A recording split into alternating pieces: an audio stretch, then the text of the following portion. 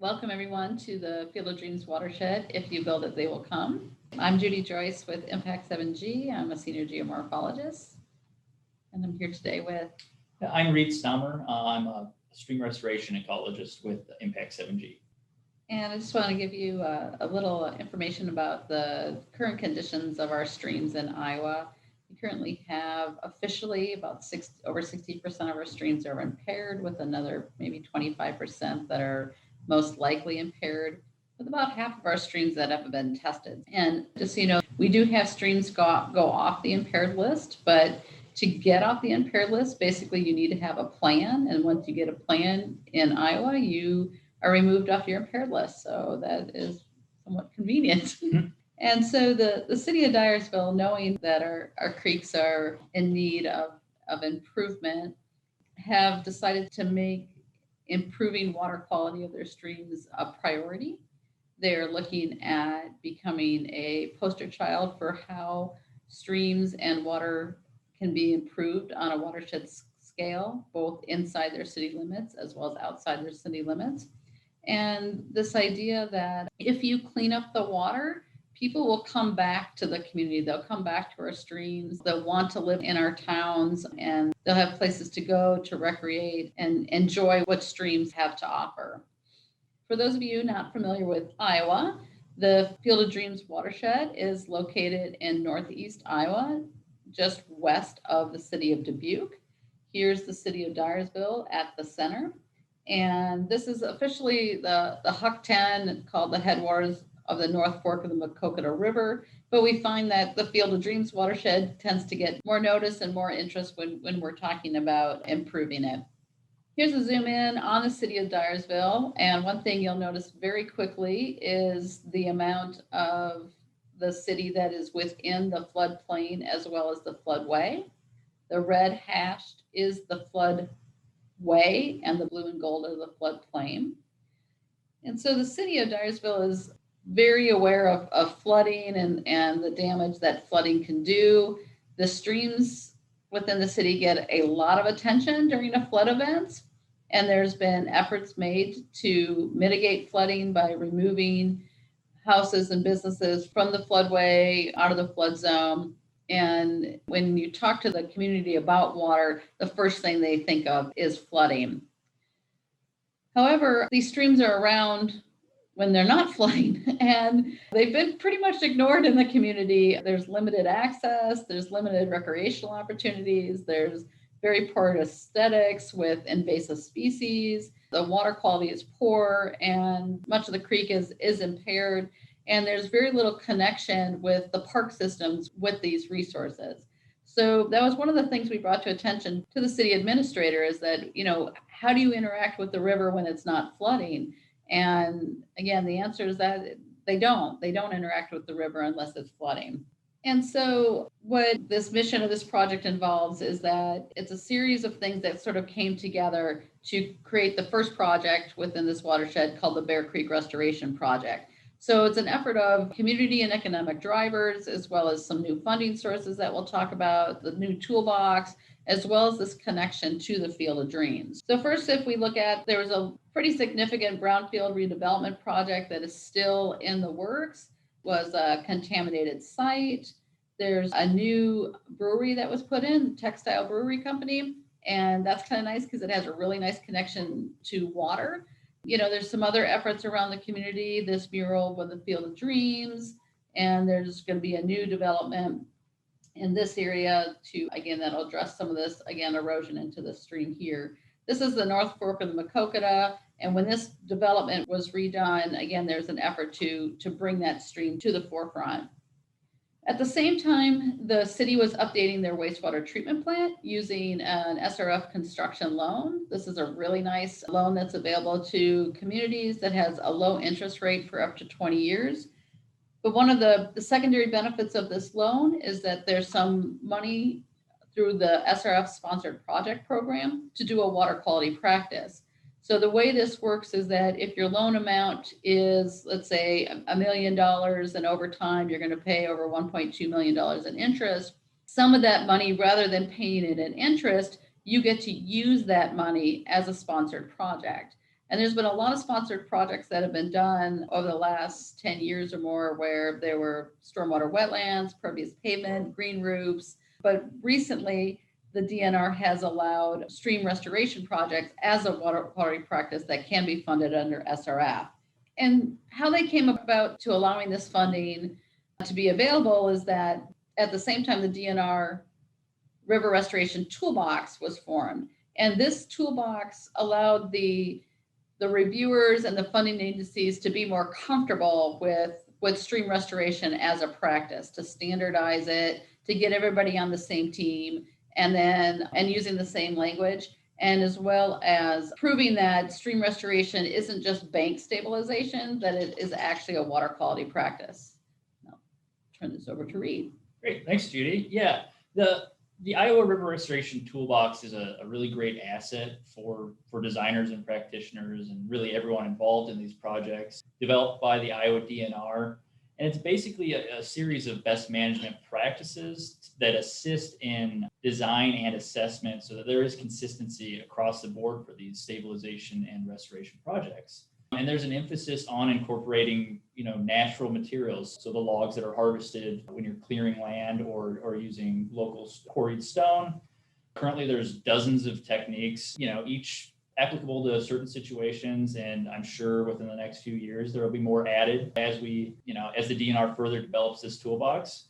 And like Judy said, it provides this consistent assessment method as well as a reviewable design checklist so that reviewers and funders and everybody is on the same board. They're speaking the same language so that, a cutoff sill is a cutoff sill is a cutoff sill. We're not saying things and being on different planes. So it also provides detailed drawings and specifications that make the projects more consistent. They're easier to bid so that you are getting an apples to apples comparison for what you're getting. The toolbox basically has two components. So there's an assessment tool, and then based off of that assessment tool, there are given practices. So first we'll look at the assessment tool. So it basically consists of an interactive spreadsheet. Currently it's in Excel. It may be a database down the road. You input characteristics of the existing site, so things that you do remotely on desktop, maybe in GIS. You also do a field assessment that's very critical to doing a proper assessment. And once you input all these characteristics, it flags these drivers of instability. Is the stream degrading or aggrading? Based on that, it ranks different practices and techniques that you can use and that are appropriate for that stream reach. So it's not a one-size-fits-all approach at all. So then you can actually input different parameters to see, well, what if I change this? How is that going to affect the predicted stream outcome? Again, it helps provide that consistency so that reviewers can say, this design makes sense. This is just an example of what the current toolbox looks like. So in this instance, there's a tab on the bottom. This is for geometry, for stream geometry. You would input these existing site characteristics like the stream length and the valley width. And it also has graphics that show you, what exactly you are measuring and how to go about measuring these different attributes. So once you input all that data and crunch the numbers, you can look at your existing conditions and it flags things that are non-functional or functionally at risk. And you say, okay, how can I address this to make it functional and a healthier stream? So you can then input your design conditions to fit that healthier stream. So in this example, the pool-to-pool spacing is too close. So what if you make it a little bit further apart? And in this instance, that ratio of 4.5 still isn't quite there, but it's getting closer. So it's sort of an iterative process to get the design correct.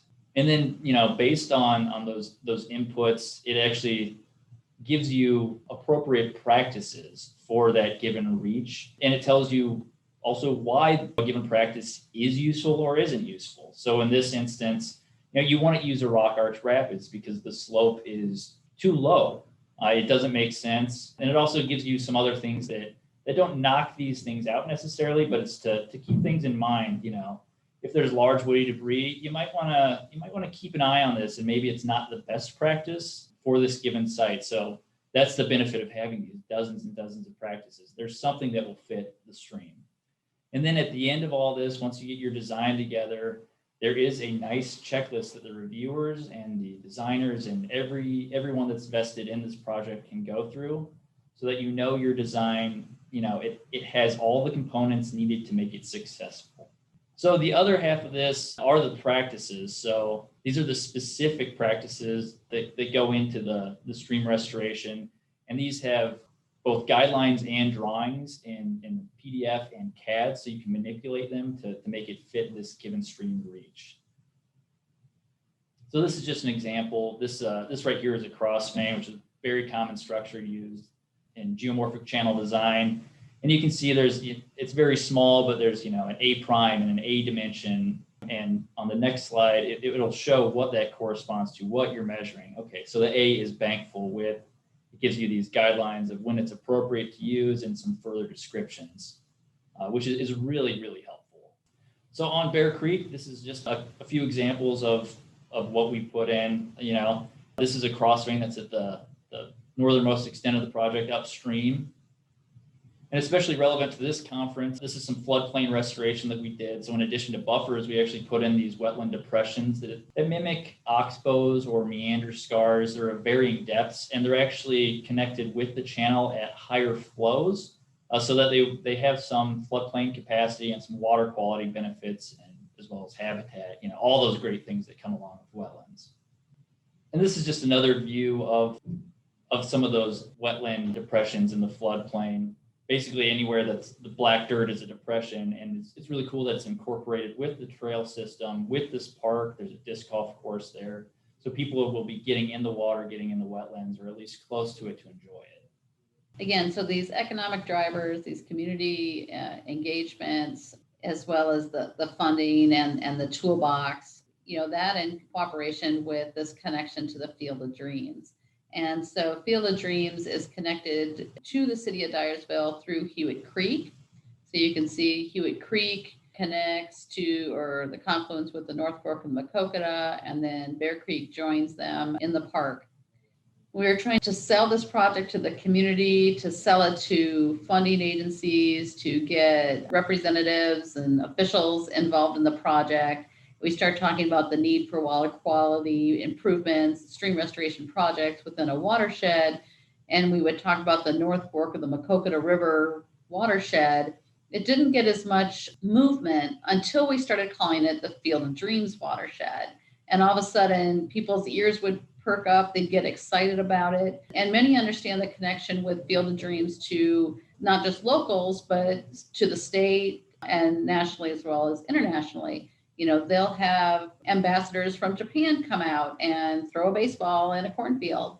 And if we have an opportunity to reach out to them, to show them how Iowa is addressing water quality, what improvements we can do, how we're all connected to this watershed, we saw that as a real benefit, and we wanted to make sure that we capitalized on that.